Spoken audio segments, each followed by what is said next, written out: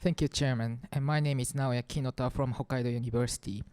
Today, I'd like to talk about the neurofluids MR imaging in rats, especially about outflow of neurofluids. I have nothing to disclose. The magnetic resonance imaging (MRI) can image deep parts of the living body using strong magnetic field and radio frequency pulse. In human, MRI is used for imaging diseases from head to toe. MRI is also used in preclinical studies, making use its high tissue contrast and ability to observe living organs. MRI's minimally invasive nature fits studying intracranial structures, including neurofluids. There are a number of methods or techniques to evaluate neurofluids using MRI. I have listed several examples of MR techniques here, from evaluating the signal intensity of basic sequence to advanced non-proton multinuclear imaging. Among them, exogenous tracer studies are a useful option to investigate intracranial solute or water molecule movement. The most common exogenous MR tracer is gadolinium tracers. These are solid tracers and commonly used for both clinical human scans and preclinical animal studies. They have a T1 shortening effect, a well-known finding in the medical imaging field as high intensity in T1 weighted image. Another clinical used solid MR tracer is superparamagnetic iron oxide (SPIO). Its unique point is that SPIO can image macrophages because macrophages take up administered SPIO molecules. This is very interesting in terms of imaging intracranial immunity function, but I cannot talk about that due to time limitation here. And water tracer imaging. And 17O and deuterium are both stable isotopes of oxygen and proton. They can be imaged using direct multinuclear imaging or indirect proton MR imaging. I'm going to talk about indirect imaging in this slide. Both tracers act as negative contrast agents. Signal intensity decreases when the tracer is present. T2O's signal decrease is almost linear to the tracer density, while 17O water shows an exponential correlation. Therefore, when the concentration of the target tracer is low, 17O water is more sensitive to detection in indirect MR imaging. Solute and solvent tracers exhibit similar kinetics, but strictly speaking, they are different. We want to use both tracers to evaluate neurofluids if possible. However, in the initial experiments in our lab, we encountered several limitations in 17O water imaging. The major ones were limitations in spatial and temporal resolution. These are rat whole brain images in our institute taken by T1 and T2 weighted images.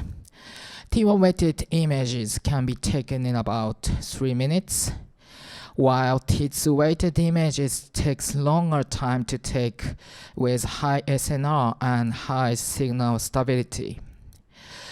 Because resolving these issues took time in our initial study, which I'm going to show in the later slides, was conducted with a gadolinium tracer. I have recently worked on solving the scan time issue, and we can now take high-resolution multi-slice T2 weighted image with a temporal resolution of about 1 minute.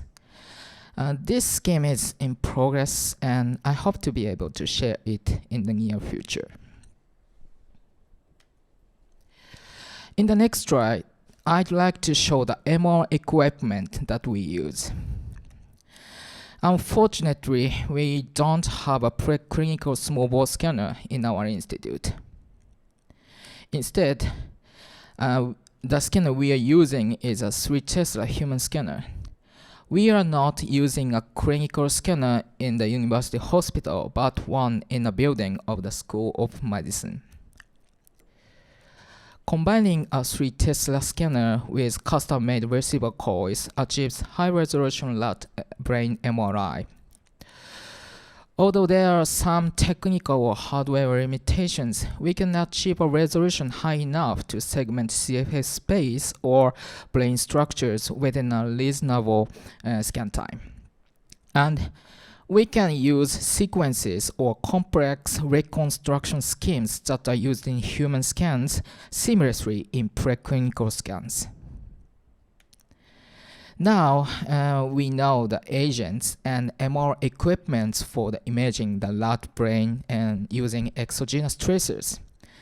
Then what route can we use to administer tracers? In many studies, intravascular or intrathecal routes have been employed.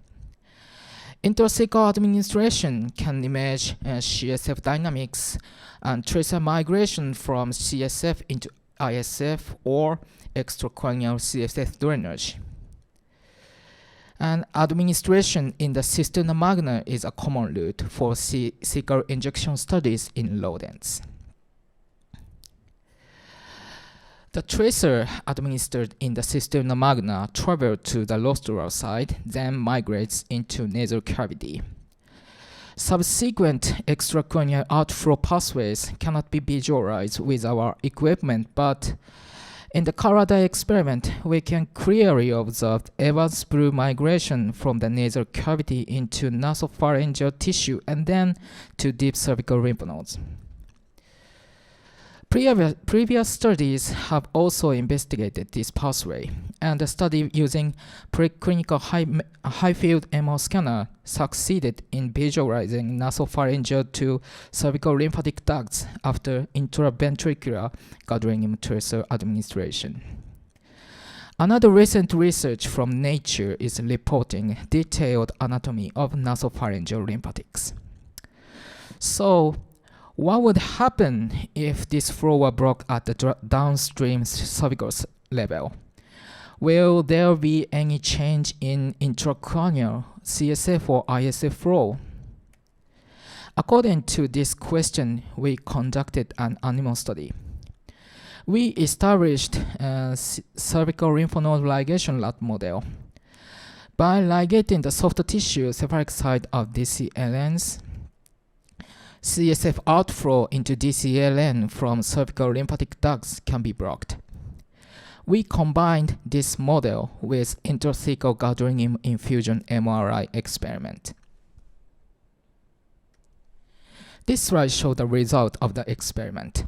Time intensity curves of the ROIs of CSF and nasal cavity. At the vertebral C1 level, there was a rapid signal ratio increase in the immediately after start of the injection, followed by a rapid decline as the 20-minute injection period ended. Moving toward the rostral direction, the timing of the peak became delayed and the peak value decreased. In the upper nasal turbinate, there was a significantly smaller signal increase in the DCLN ligation group. This slide shows the above plots of the elimination half-time of each ROI. In the 3 ventral CSF ROIs, the half-time values were similar within each group, and the ligation group showed a significant extension of the half-time compared to the sham group. A similar trend was observed in the nasal turbinate, but statistically not significant. The half-time in the pinal recess in the dorsal side were more extended than other ROIs, and the 2 groups showed similar values. For the 2 brain parenchymal ROIs, we could not observe significant difference in signal increase between the groups. This slide shows the color maps of the distribution of gut tracers in representative rats. In the early phase, tracer distribution is observed in the ventral CSF space around the brainstem in both rats, and tracer movement into the rostral CSF space and nasal cavity is observed. The tracer movement is faster in the sham rat, and the tracer retention in the ventral CSF space in the ligation rat is observed in the delayed phases. The images on the right side show the transverse images at the level of nasal cavity. tracer migration is more extensive in the Shamlat. The present acute phase DC-LN ligation model showed blockage of CSF tracer outflow via the nasal pathway and tracer retention in the ventral CSF space. Change of intracranial CSF dynamics and its outflow were observed after intervention to the extracranial CSF outflow route. As for the CSF and ISF exchange, we could not find a significant change after DCLN ligation. However, other studies using chronic phase DCLN obstruction models reports changes such as brain edema, ventricle enlargement, or waist protein clearance impairment. We believe it will be promising to study these possible changes using solute or solvent tracers. And these findings suggest that DCLN in rodents receive not only CSF outflow via the ventral side, but also the flow from dorsal meningeal lymphatics. If DCLNs receive flow from different site, interpreting tracer density changes in the DCLNs in tracer studies or fluorescent studies may not be so straightforward. And finally, can we adapt these results in animal studies immediately to human neurofluid outflow dynamics? Maybe not yet. It seems that much is still unknown about neurofluid outflow in humans. The CSF outflow pathway via the nasal cavity is reportedly non-functional or hypoplastic in humans.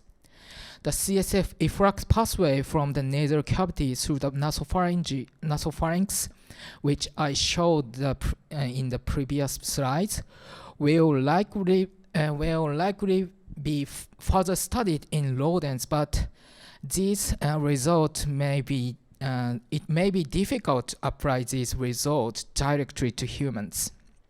In humans, we might need to consider the presence of other routes such as outflow via extracranial spinal nerve routes, which may also play an important role in CSF dynamics. In this field, further studies are warranted. And this is a summary of my presentation. Exogenous tracer can be used in neurofluid MR imaging. 3 Tesla scanner can be used for preclinical rodent imaging, while there are several limitations. And deep cervical lymph nodes received CSF outflow, and their blockage resulted in CSF retention. There are still many issues to be addressed regarding the extracranial CSF and ISF outflow. Thank you for your attention.